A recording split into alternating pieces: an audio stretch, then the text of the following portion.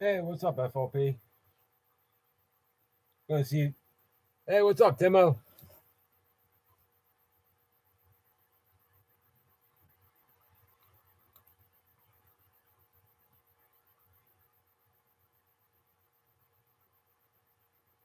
Hey, what's up, War Dog?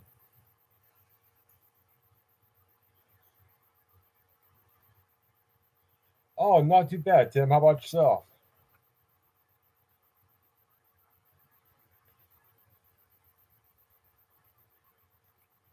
I'm gonna let a couple more people come in and I'll get started here.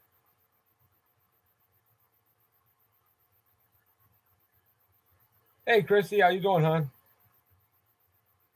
I The hugs don't translate too good through the camera there, but hugs.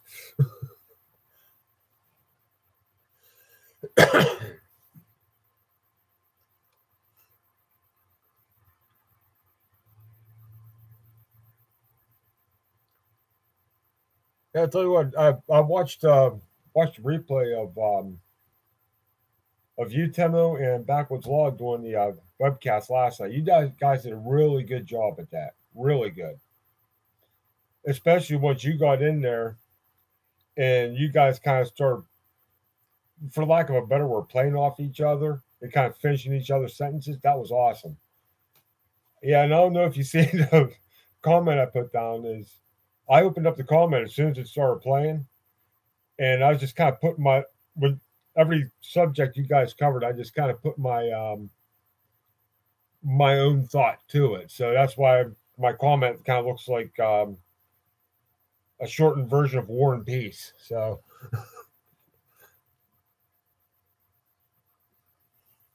but yeah, you guys did awesome.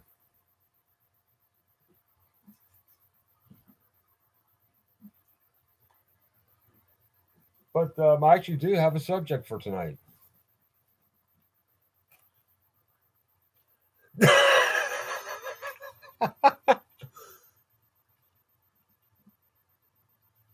It takes a little bit of getting used to.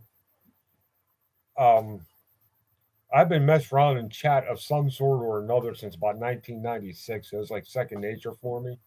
I'll still have to stop and kind of like catch up a little bit, but I'm so used to it's like second nature now, which is kind of sad in one way, but in another way, when you're doing this, is really good because you can kind of have an eye on both places at the same time.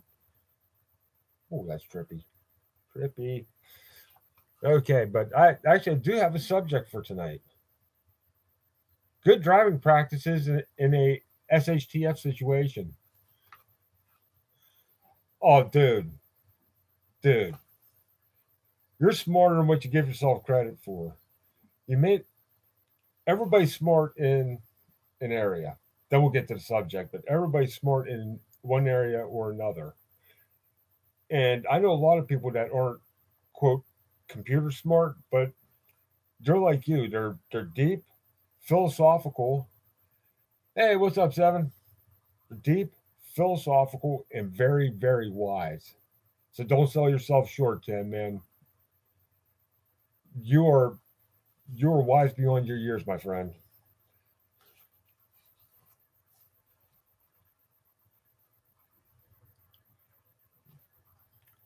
And I'll tell you what, you got friends in here. FLP and Christie will probably tell you about the same thing, as long with Backwoods Law that I just did. Hey, LS, what's up, hon?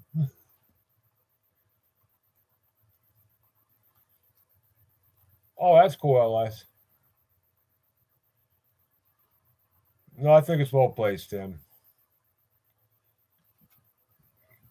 But let's get on with the subject here. And you guys will probably laugh, but this is something I've been kicking around, like doing my job, driving my truck. Been kicking around, like, should I do something like this or should? Yeah,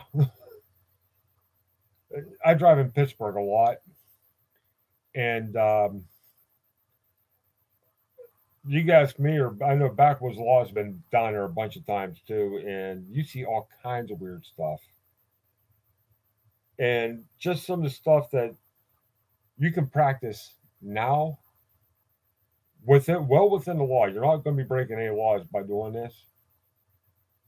You can practice now, so it's second nature if you ever get into an SHTF situation on the road, well, and have to use the road or get to your retreat or whatever. Oh, I'm great, Lakeisha. I am awesome. Don't know about tomorrow because I know what tomorrow is going to be bring at work, but right now I'm good. But number one, drive well ahead. And what I mean by that is when you're going down the highway, even a 2-lane road, people have a tendency to look 1 to maybe 5 car lengths ahead of them, and from there to kind of zone out what's out there. Um, I don't drive an 18 wheeler, but I do drive a pretty good sized truck, and I've learned to. I'm actually on a straight stretch road. I'm looking as far down that road as I can, and the reason for that is that's almost like an early warning, especially like I drive a lot of 4-lane, and with there'll be like maybe 1.5 mile stretches, and you can see the whole way down. And you start into it, you see there's traffic backed up. You got a nice early warning that you should back off, and they should back off. Watch what you're doing. Maybe put your four-ways on and let people know behind you that there's something going on up ahead. Plus, it minimizes that quote unquote surprise. I mean, if you're on a 2-lane road, especially a road that has blind crest or blind turns, you're going to minimize it, but you'll never completely get rid of it. Give me 1 second. I got to pull west here. Folks just walked in the door, so I got to pull west. I'll be right back.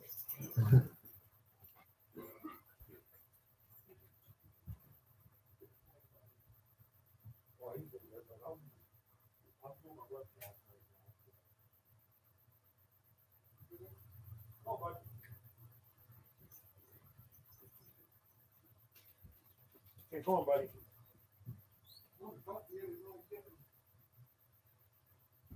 Sugar-free moose cups. Oh, there you go. But I need to get back off door here. I got people waiting on me. Come on, Bubba. Oh, buddy. Yeah, go boy.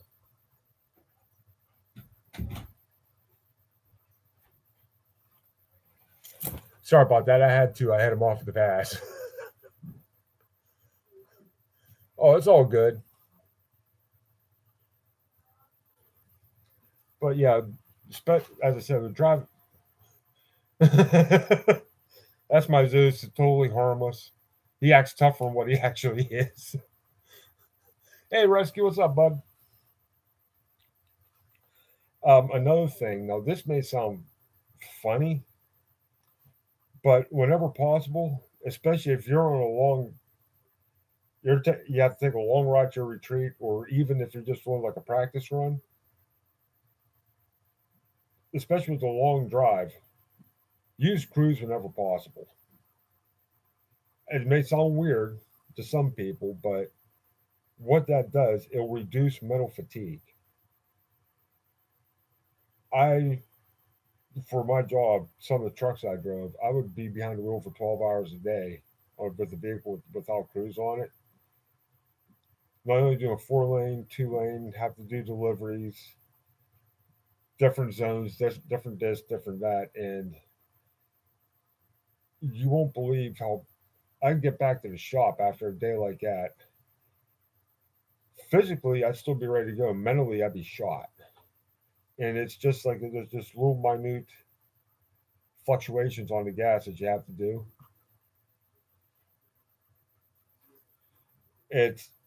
It will, I wouldn't say it'll wear on you, but you're constantly having to think. When you put the cruise on, the only thing you have to do is sit there and turn a wheel now, which isn't bad. You take one of the things out of play. You know your vehicle's going to stay around a certain speed, especially on a 4-lane, and you can just sit there, relax, turn the wheel, and actually you won't believe how much more alert you will be longer into the drive than if you had to sit there and play with that gas and brake pedal the whole time. Yeah, see, Demo knows what I'm talking about. I mean, the truck I have. Hey, what's up, Daniel? Well, this is one that I do personally because I deliver and I want to get in and get out fast. Especially, I'll have anywhere between 19 to 25 stops a day, and I'll cover about 150 miles in doing it. If you have to park, do so in a way that allows you to get out quick, which for some reason you have to pull off. It may be an SHTF situation, but you're still finding some stuff open here and there, and you have to get in.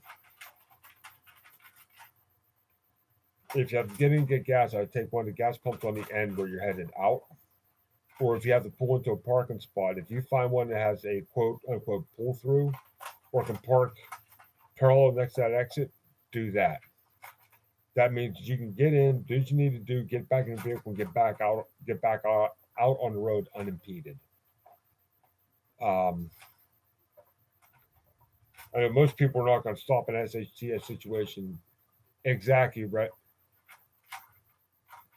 Exactly, rescue boss.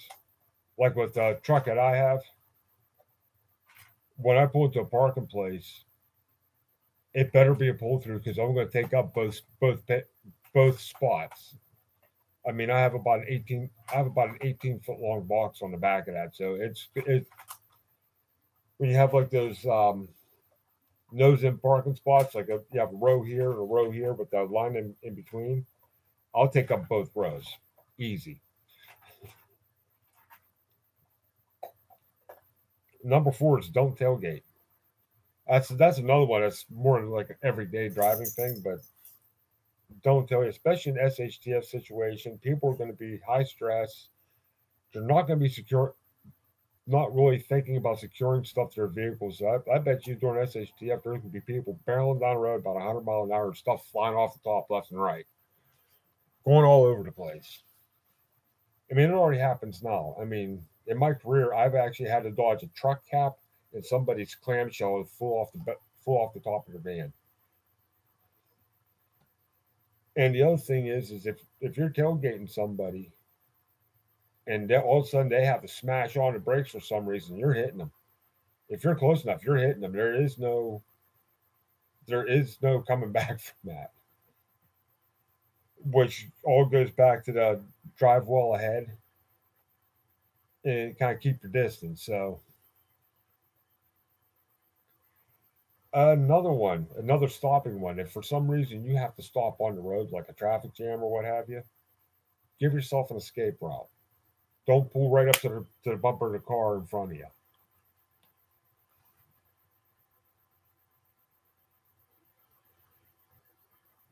Bingo, rescue boss. Especially, I had to dodge the truck cap in a regular van. That wasn't too bad, especially when it kind of flew off. If when it flew off, it kind of flew right into the median. The clamshell, on the other hand, you see me trying to avoid that with a 13,000-pound truck when it's coming right at my window. I did it. It was difficult, but I did it. Yeah, avoid the middle lane too, but give yourself an escape route. My recommendation is be in the right hand lane if you're on a four lane.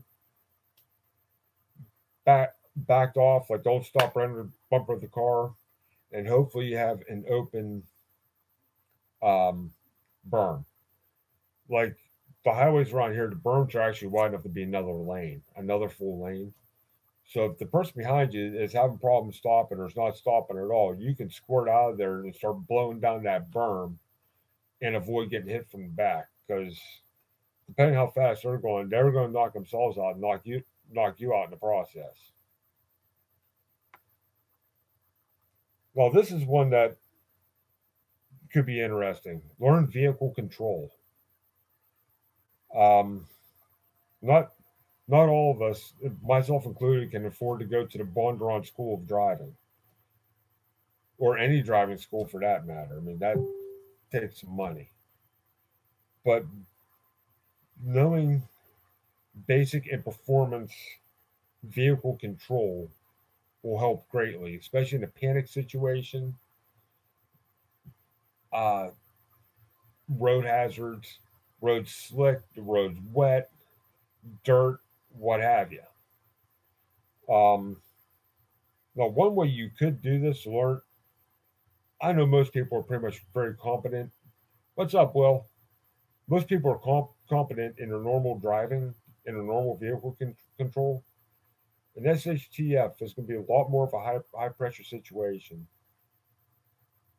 And if you actually find a highway that's moving, like I live out in the country, um, FLP sounds like FLP's been on 79 before, and 79 can out in the country.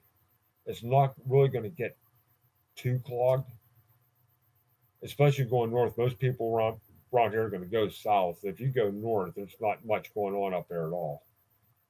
But during SHTF, you get up north and you get on 79 up above Pittsburgh, north of Pittsburgh.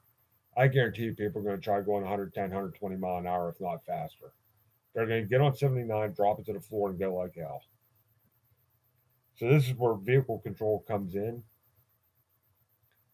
And that's another thing. You want to pace yourself. Don't try setting any land speed records. That's not going to get you anywhere. Um, Now, one way I learned vehicle control, if you have like a regular car, you're not going to be able to do this in a bug out vehicle. Like you guys with the excursions and the Suburbans and the four-wheel drive trucks and stuff, you're not going to be able to do this unless you have a car. Now, if you have a car, you can do this all day long. Is get online, find the nearest local autocross. They call People call them parking lot Grand Prix. You're not going to go too much over. You're not going to go too much over 60 to 70 miles an hour, but you have a prescribed course, and the goal is to do that course as fast as possible. Fastest time wins. One person goes out at a time. Fastest time wins. That's all I taught. That's all I taught myself vehicle control, along with people helping me there. And the beauty of it is, you'll get anywhere between 4 to 8 runs, give or take, or a lot of times it's like 4 runs plus at the end of the event, if you throw them a dollar, you could probably take a fun run if they decide to have them. But that's and usually between $15 to $20 to sign up for the day, so it's not that bad. Plus, you get to go out and drive the car like a lunatic and have fun in the process. What's so wrong about that, right? Exactly. Which we're going to be getting to that. This is a before SHTF thing. Let's say you're going up to your retreat. Don't be afraid to explore. It's especially if you're trying to find different ways to get to your bug out location. Don't be afraid to explore. Especially right now, you got the you can either read a map or do GPS, because a lot of times, like the highway maps, are not going to show all the little dirt back roads. They don't. They show like the major arteries. When you get down on the surface street and there's back roads, that's where your GPS is going to come into play to tell you where those back roads are. Yeah, because I think as of right now, I have about 28 was overestimated, but I have at least about 16 ways to get up to my uncle's camp, which is one of our bug out locations. So I have like 16 different ways to get up there. 79 to 80 being the main. If something's wrong with 79, I have about one, two, one, two, three, four, five, six, seven, 8 routes north, and about 6 routes going east that I can get there.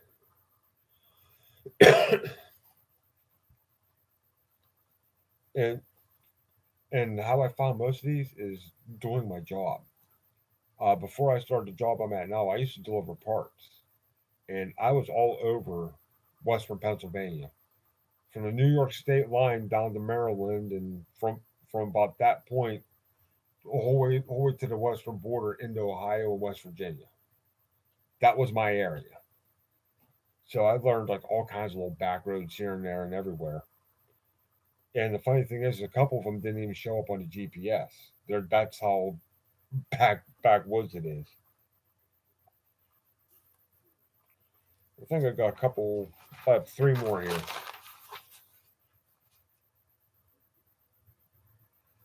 Which that's going to bring me to know your routes. Once you establish like at least 3 or 4 different routes to get to where you need to go, know them off by heart. Also have plans where you can change it mid route. Like you can start with route one. Route one, you go so far on route one, it doesn't work, doesn't quite pan out. Make it easy to get to route two. Then if something's wrong there, route three, route four, you have your contingencies. Many times you're probably not going to have to go past six. Between 4 to 6, you're probably in good shape. Me, it's just overkill. I just know all kinds of different ways to get from point A to point B. So I have contingencies for my contingencies and contingencies for those as well.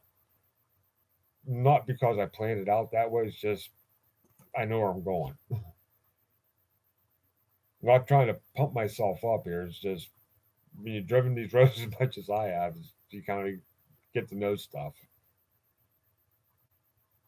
Now, getting to something that Rescue Boss said a little bit earlier. In fact, it's right there. Learn your vehicle limits, what it can and can't, what it can do, and what it can't do. Which is why I have here: don't drive beyond your limits or your vehicle limits. No good's going to come from that. It's a high stress situation to begin with. Then you start driving your vehicle harder than it can go, or driving yourself harder than you can go. And I'm not talking about just your vehicle, um, speed, time, distance, your own fatigue, what have you. This is where another person in the vehicle comes in handy. You can always put somebody fresh behind the wheel. One person gets tired. It's called team driving. One person gets tired, swap out, keep going. And the last one I have here is avoid road rage. That's not going to do you any good either. The thing with the road rage is, you got a ton of people under a high stress situation that's getting more stressful as things go. And there's a possibility that if you road rage or somebody else road rages against you and you reciprocate, it's going to escalate quickly, a lot quicker than either one of you two expected, and could go bad. Um, what I do if somebody's road raging with me right now, it's not SHTF, but if somebody's road raging against me, I let them go. See, that's a good one, Rescue. That 4 hour rule, that's a good one.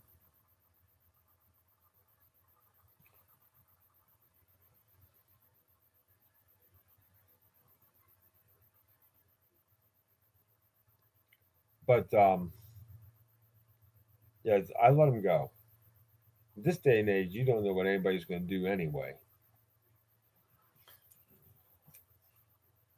Exactly, Rescue. Even that's one thing I was always taught when you're doing this, like the job I'm doing. The speed limit could be 70 miles an hour, but you're looking at, you're only going to get average. You're only going to go about 50 miles an hour once you figure in any stops you have to make, getting on and off the highway, slow downs, everything else. You're going to average about 50 miles an hour.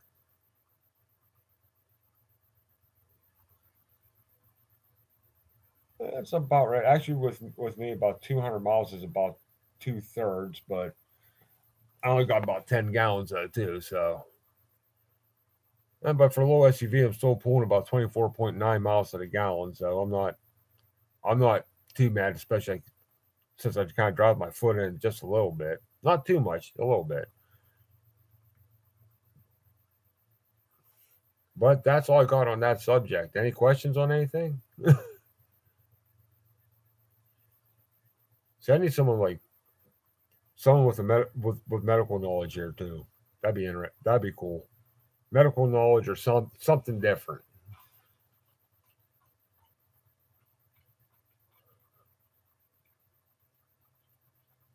Oh, okay.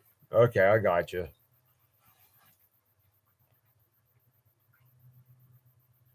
Sweet, Will. How you doing, buddy?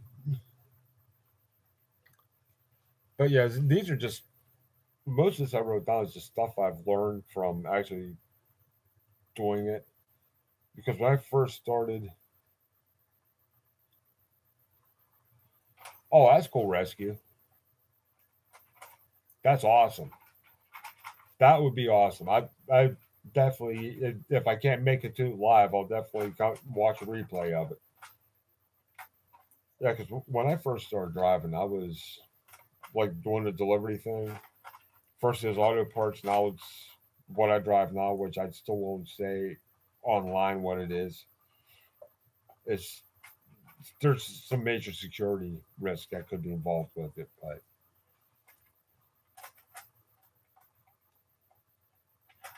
oh, there you go, Will.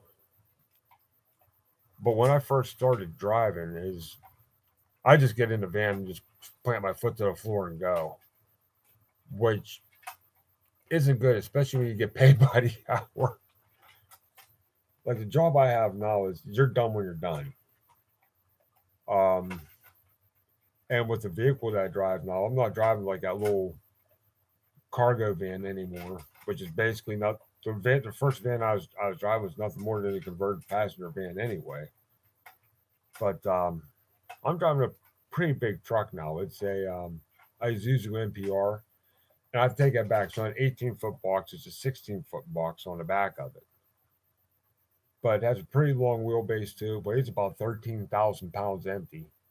So we could put about another 10,000 pounds into it before you start to overload it. So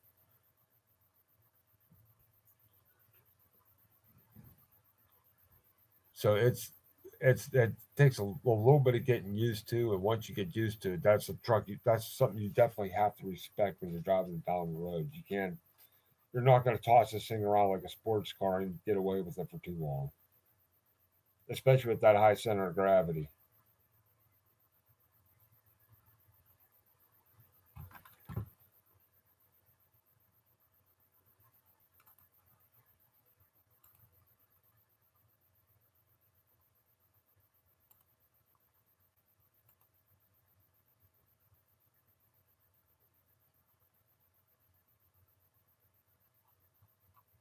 Which I'm surprised. Oh, hey, Rescue, you getting any storms right now?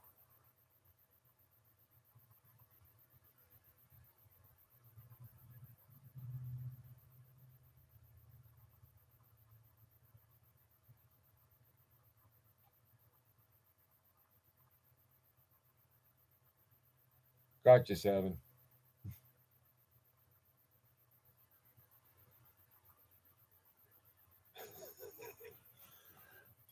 Oh, we began storms all. Yeah, because we already had them. We had them earlier today. Let me see. You're about 4 hours away from me. Yeah, you'll probably get them about 10, 11 o'clock tonight, the ones that we had earlier today anyway.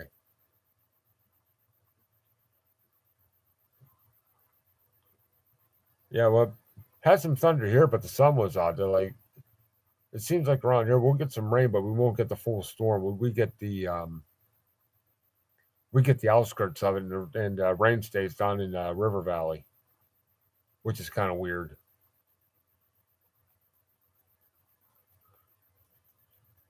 Yeah, look out. Will's gonna go. Will, you can go post happy tomorrow. Make up for lost time, right?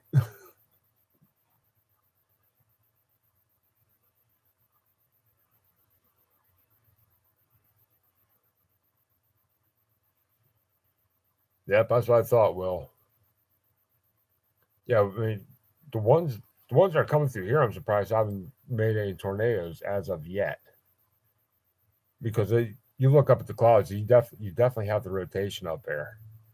So I've seen a couple close calls with them, but nothing really to write home about.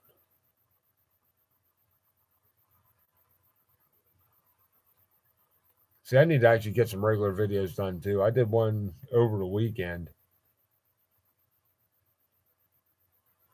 Oh, there you go. Yeah, I got that Indian throne stick, which I still have to do a little bit of just a little bit of finishing work on, nothing major. And then what I'm thinking about doing is I'm thinking about doing a walking stick video. I have one that I actually started for a web page, and the web page kind of, as soon as I started, the web page kind of went defunct. So I kind of have this half finished walking stick I don't really know what to do with. So I think I may do a video on that and just finish that up and go from there. But yeah, the one I started is a nice piece of maple. That and well, actually, I have another one. I have a really nice piece of cherry I could do one out of too.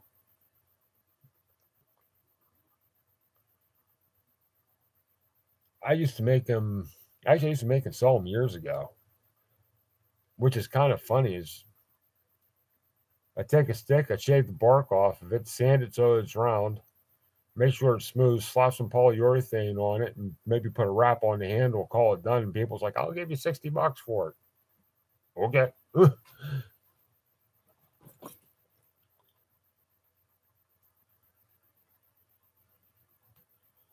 Oh, I had a whole bunch of them here.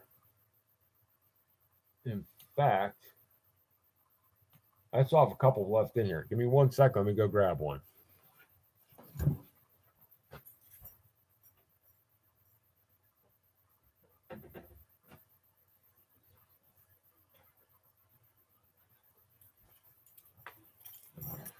This is what I'm doing right now, and can't really see it too good, but this is the wrap up here I put on. It's a paracord wrap. And this wrap alone probably has about 20 to 25 foot of paracord in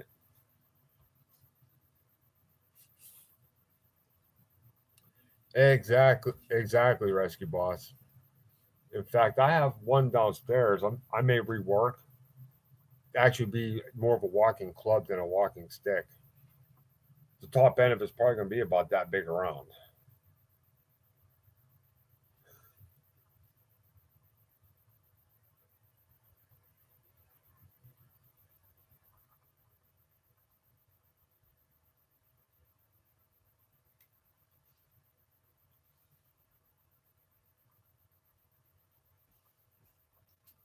See, I haven't really got into that part of it yet.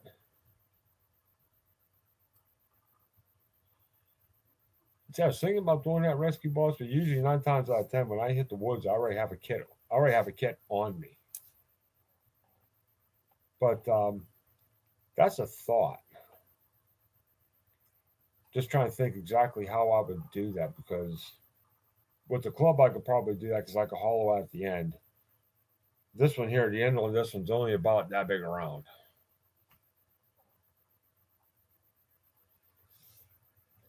Actually, now that I think about it, I can do that. A little bit different what you guys are thinking, but I can do that. I have a bunch of little eyelets. This is a UCO stormproof lighter container. Put the eyelet on it, hang it right there.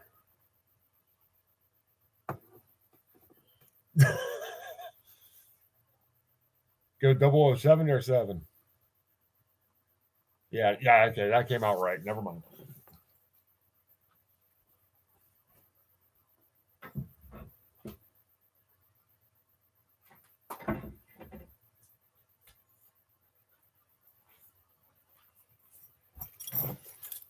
And when I have my camera with me, I use this one.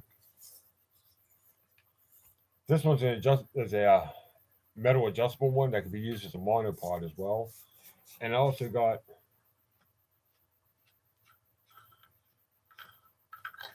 see, I can put the camera on it, either my GoPro or my regular camera. And I also have a V stick that goes on top of it like this. that I could rest the rifle in.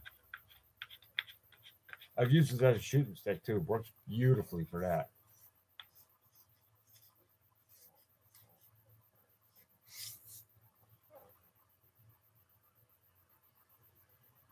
Actually, you gave me some ideas there, Seven. Hmm. Actually, an idea for this one because this one can go. This one here can go to about almost 5.5 foot long, which is a decent size for like a flipping stick.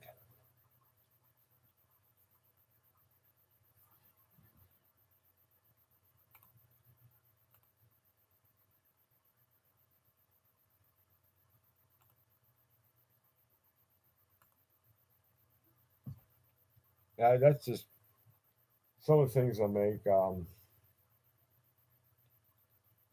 I'm trying to think. There's one of.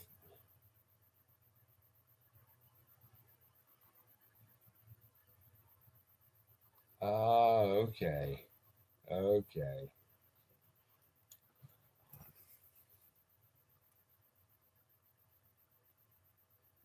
Actually, talking about that, I'm gonna hopefully this weekend sometime. I'm gonna make some.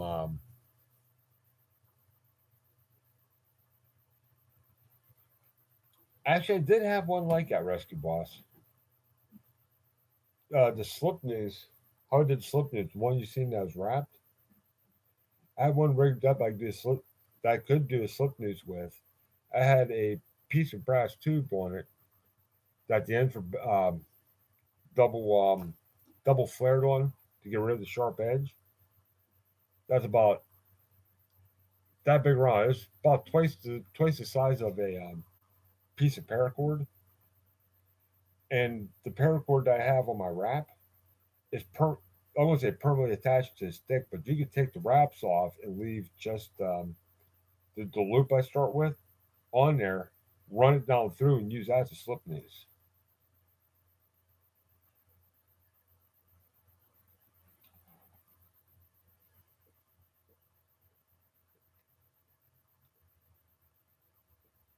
And see, I do put rubber plugs on mine. Um, Another idea I have is I have a bunch of those. Remember those 8 pill Aleve or Advil containers that are about yo long? I might have the right size bit to drill into the top, so I can put like a little fishing kit, some hooks, some fire starters because those things are watertight too. Put them in the top of the put it in the top of the stick there.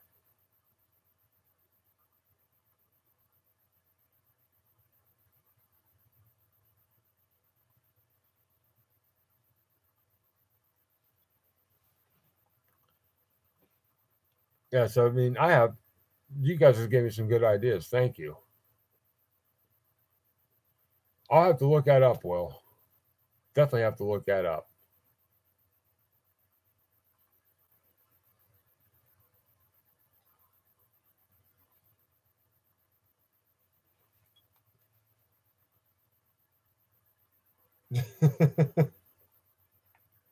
Now, you cold rescue. Come out this way. You won't be cold.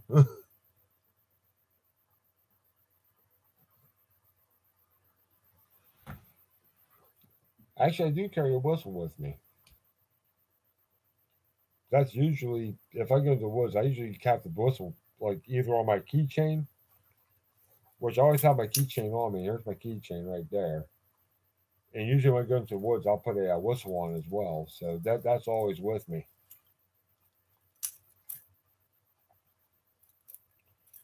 And I'll tell you what, the key fob they gave me for my Jeep will actually work pretty nice as a monkey fist too.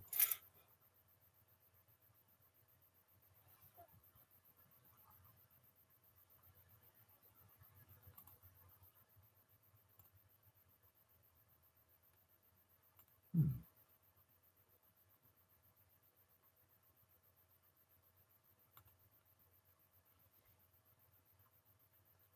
One of those little button compasses.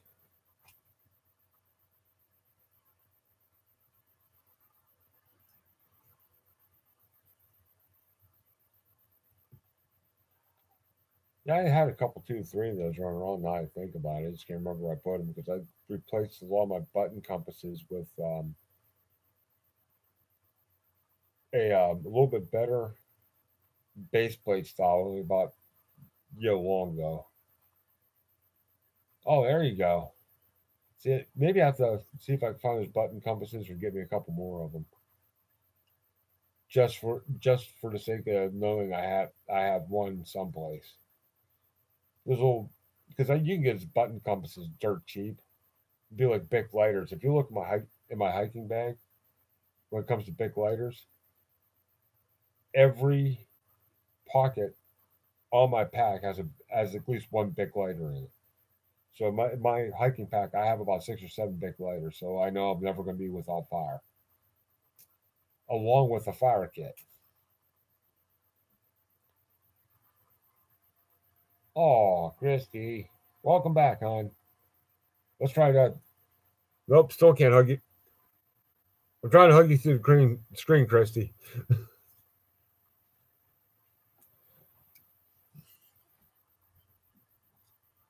That's not a bad idea either.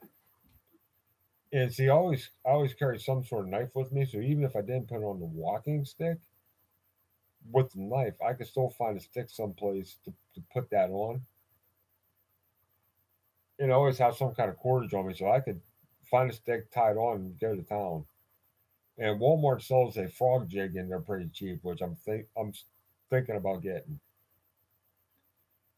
Don't know if I can eat frog, but I can still jig for them. Yeah, I'm sure you guys heard me say this before. Like with fish and shellfish, I'm allergic to them. My dad's allergic to shellfish. My mom's allergic to fish, and I got the double whammy.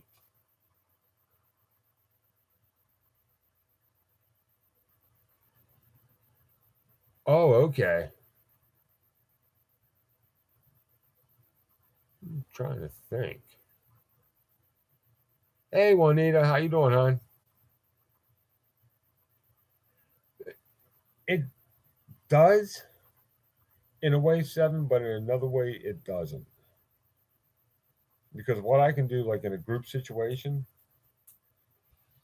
I can handle them. I can handle them. I can catch them all day long. It doesn't bother me. I just can't ingest them. So I can still help gather that resource. Even though I have to eat a different resource, I can still help gather that resource to keep everybody fed. Yeah, I can see that. Well, I definitely have to. I definitely have to go watch that video now. I think I spotted a couple. I think I spotted it once or twice, just going through because I'm like everybody else. I have to catch up on almost everybody's videos. Like I'll catch one here, one there, from this person, that person, the other person. But when you're trying to follow about 250 to 300 people, just things get lost in translation. Welcome back, Tim.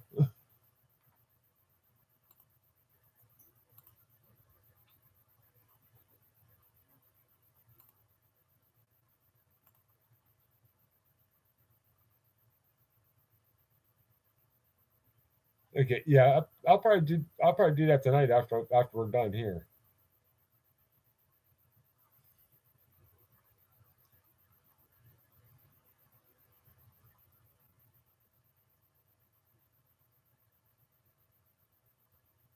Okay,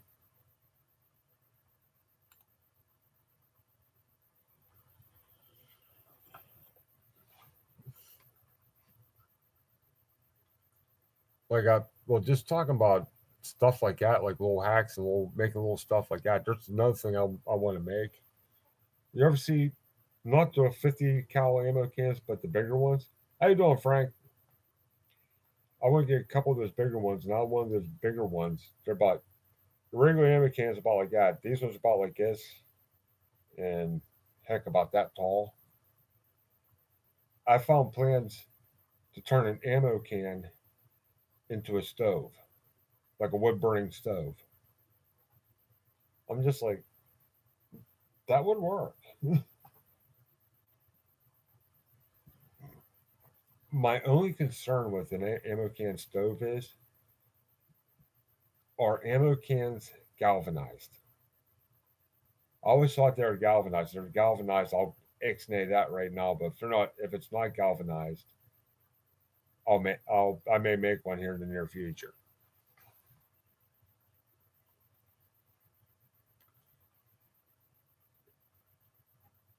But the thing with that is it's light enough. Once it cools, it's going to be light enough you can carry it around wherever you want to carry it around to. Once you take the chimney off, easy to set up.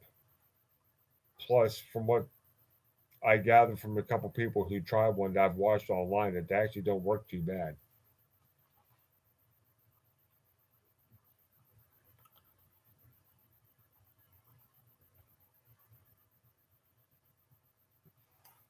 But just different hacks you could try. Like I've seen people talking about wood burning stoves. I've seen people turn 55-gallon barrels into stoves. Hey, Chrissy, how you doing?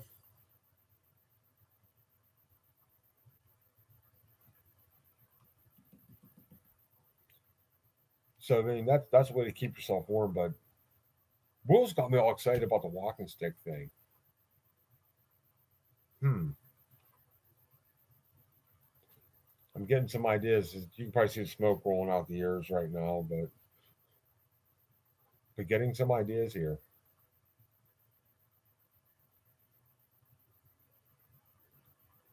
Um, what else I was going to say? Yeah, no, I think sometime in the near future, I'm going to start clearing out a little bit of ground back there behind the house,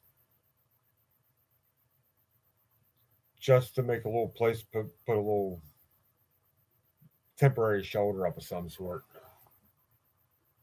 You see, my stick has fishing line, hooks, weights, steel cable, twine, survival blanket, paracord, fire starter, compass, steel spike, ape tape. I'm probably missing something. Hmm. With everything you got in there, if you try more hard, you could probably put a kitchen sink in there. Nobody ever knows the difference one way or the other. Actually, I like that well. I like that a lot.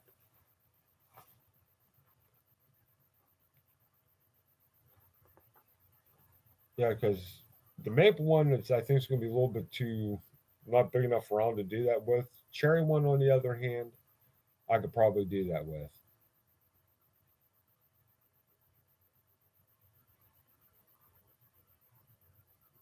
Actually, with the type of tarps I use, Evan, you could probably take it out of the pack, wrap it around the handle, and do your paracord wrap around that tarp, and it's still only get about to be about that big around.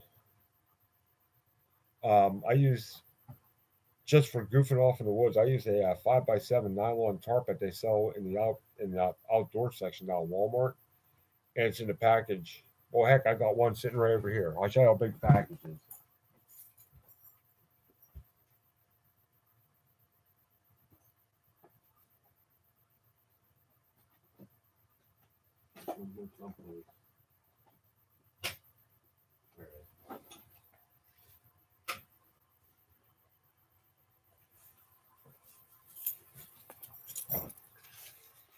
That's all the bigger the tarp package is.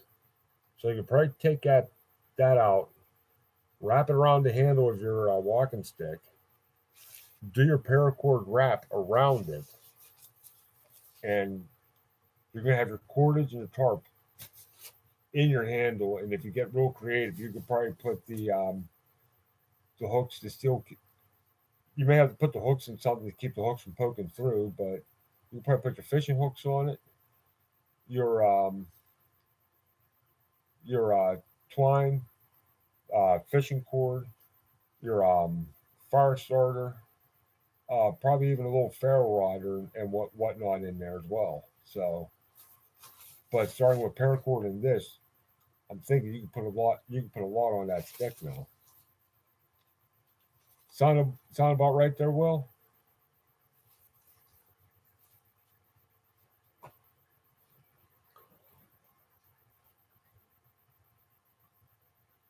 Yeah, most of those are actually set up to do that.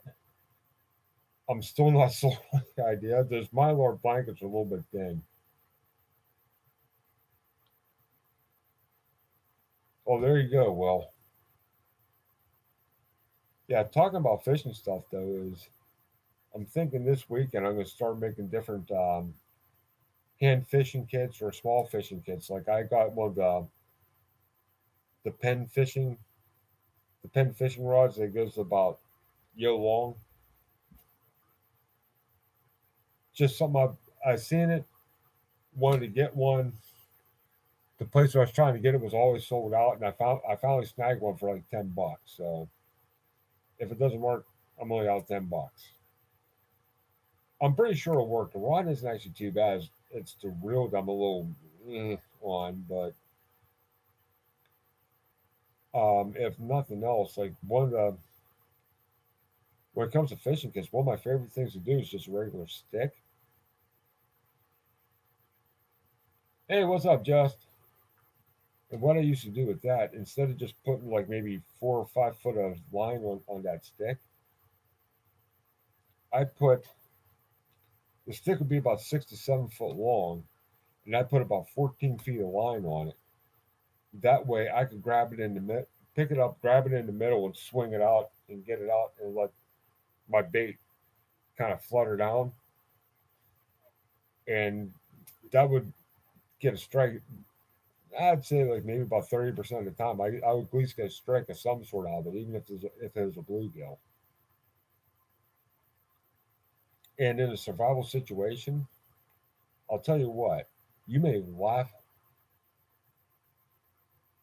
Oh, there you go. Yeah, that one I showed you with the paracord, I showed the orange paracord, that had about 25 foot on in that wrap there.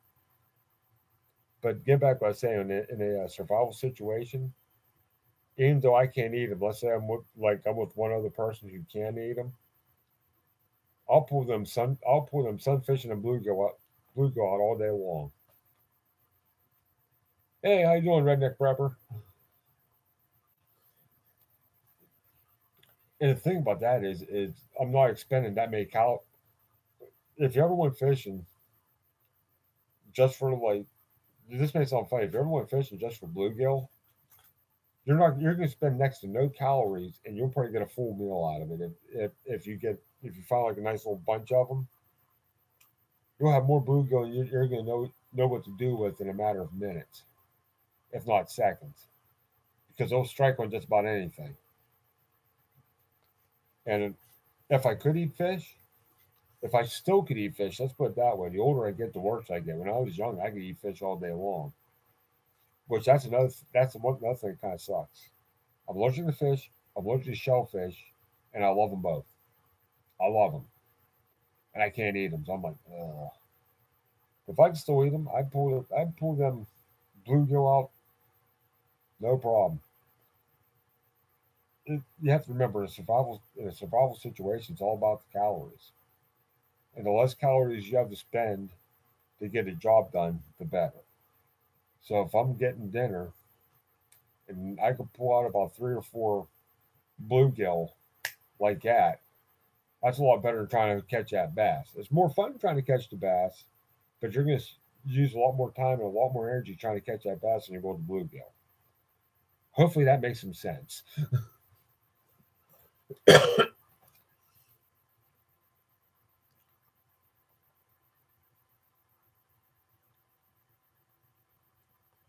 But a couple of the fishing things that I was going to do though is I have some Pepsi bottles here. I was going to make a hand fishing kit out of a Pepsi bottle. I was also, even though I think the mouth is going to be a little bit too small, I was going to do a crayfish trap out of a Pepsi bottle. And the thing with the crayfish trap is, I was going to take it down to the creek behind the house, make a couple, 2, 3 of them, just see if I can get anything caught. Because the beauty of those things is it's a live catch. You're not hurting it. See if you can get it caught. Once you get it caught, open up the bottle, dump it back out, away you go. But it'd still be kind of fun to try.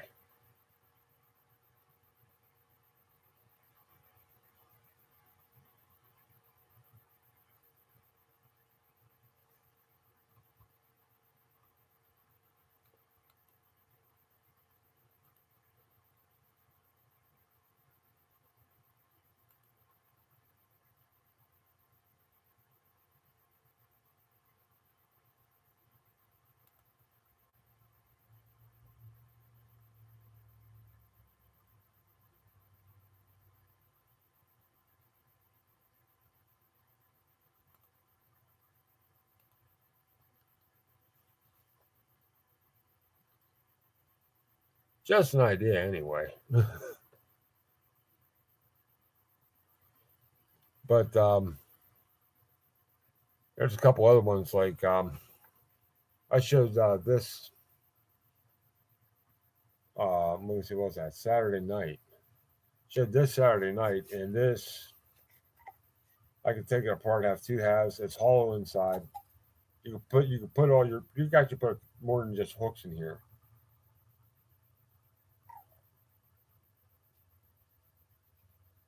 What's that, Just? Never even heard of that before.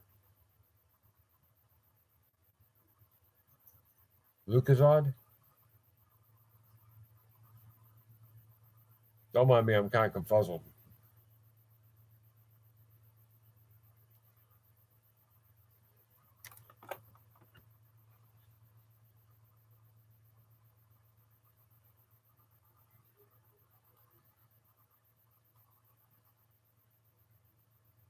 See you later, Tim. Have a great night, man. We're about done here anyway, so. No, we don't have that over here. We have Gatorade. And the amounts of Gatorade is about that big around, so. But how you make the. In fact, I think I have a Pepsi bottle in my recycle over here.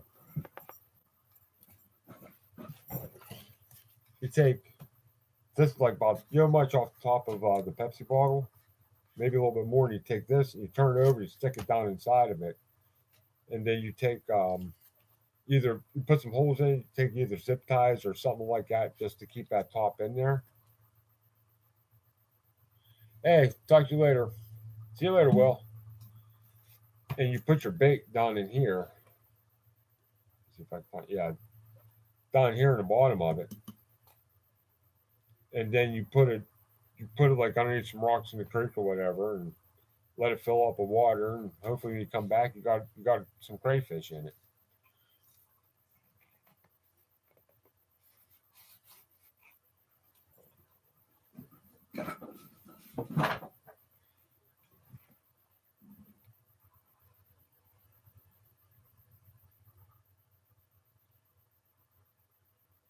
Actually, for maybe over there for small lobsters, it'd be good. Most of our crayfish around here, I know the ones back in the creek I'm be setting it at, they don't go any more than maybe about an inch wide, so they can swim right back out of that. Because I was looking at that, I'm like, I remember the crayfish we have are just about as wide as like one of the Pepsi bottles. Anything wider, they could swim right back out of. Now up at Slippy Rock, that would probably work because they have some monster crayfish up there. I've seen crayfish coming out of that creek like that.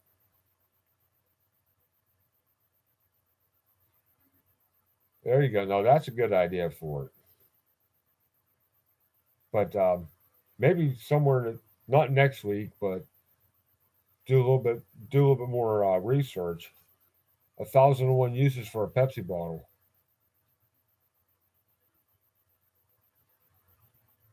And we're getting close to the top of the hour. I've been on for about an hour now, so I'm going to go ahead and sign off for tonight. But I thank you all for coming. Love you all. Definitely appreciate it. And I'll see you all soon. Night all.